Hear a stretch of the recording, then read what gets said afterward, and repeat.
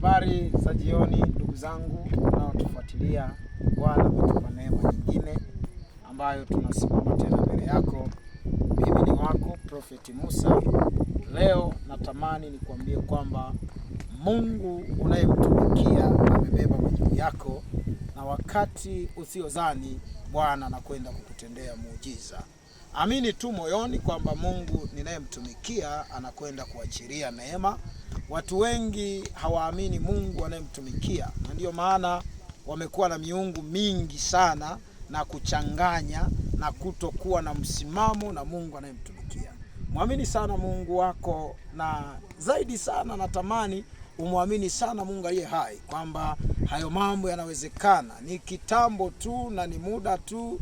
Inawezekana ikawa ni hali, inawezekana ikawa ni mapito, lakini hayo ni ya muda mfupi sana. Mimi ni wako Prophet Musa ambaye najaribu kuzungumza kitu ambacho kitakusaidia. Jitahidi sana kumwamini Mungu.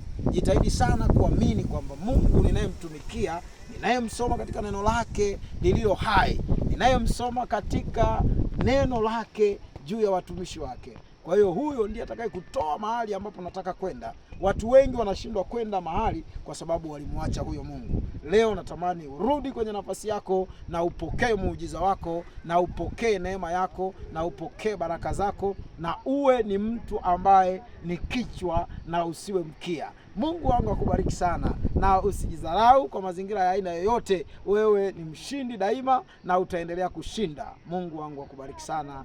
Amen.